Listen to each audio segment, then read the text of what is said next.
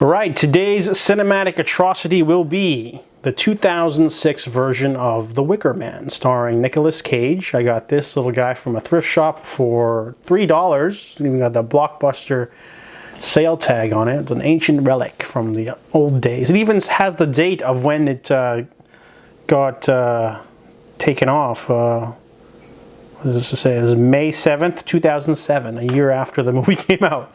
Anyways, The Wicker Man remake stars Nicolas Cage as a cop named Edward, and after having a terrifying accident on a highway, he's sort of taking it easy till he gets a letter from his ex-wife, ex-fiancee or ex-wife, I'm not sure, Willow. Willow sends him a letter saying that their daughter has gone missing on this island called Summerisle. So he goes out in the middle of nowhere, he bribes a pilot to take him to the island, or he's treated as, you know, the big city boy. There's a lot of awkward dialogue in this movie.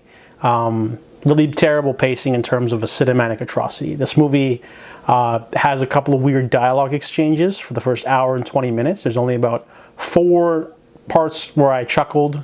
No bursting out laughing though, just awkward, you know, dialogue moments or character overacting. Especially from this cop that Nicolas Cage talks to. And there's also the weird music. The music's a very orchestra related, but it feels like it's trying too hard. You know, they've got this big thundering orchestra going off while he's just sitting on a ferry. Or it's supposed to be a horror film, but it's going like boom, boom, boom, boom, and he's just like sitting there on a ferry.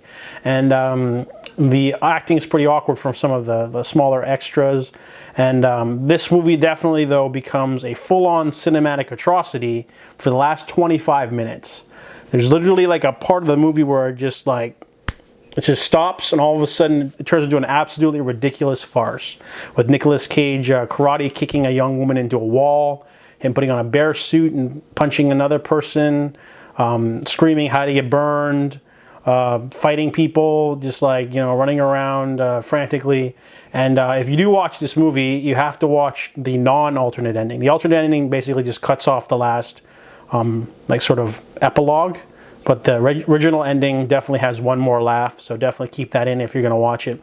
But this movie is not a very good cinematic atrocity. It's got barely any enjoyment for the first hour and 20 minutes. And then all the laughs, there's like literally like 6 to 8 really good laughs at the end of the movie, but it's all concentrated in the last 25 minutes, which is a bad thing, because if you want to, you know, watch this for laughs and nothing happens for an hour and a half almost, then it's like, ugh, you know, like, what's the point?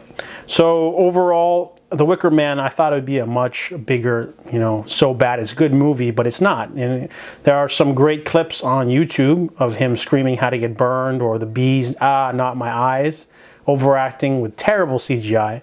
Like, absolutely ridiculous CGI. You're better off just clicking, you know, Wicker Man best parts and just watching the 15 minutes compilation on YouTube, rather than watching the whole movie, because, yeah, the whole movie itself is just painfully not scary. It's just funny how, I think this movie was directed by Neil Labute, who is known for doing thrillers, really. So, yeah, I can see him not able to deliver the atmosphere or dread. And the whole movie takes place in the daytime on like a country summer isle, so it's hard to be scared by that. And so yeah, there's only about 3 to 4 chuckle moments in the first hour and 20 minutes, and then everything hilarious in the last 20. But overall, The Wicker Man 2006 remake with Nicolas Cage is not that great of a so bad it's good movie, because all of the laughs are concentrated at the end. So in terms of a cinematic atrocity, I give this movie a 4 out of 10.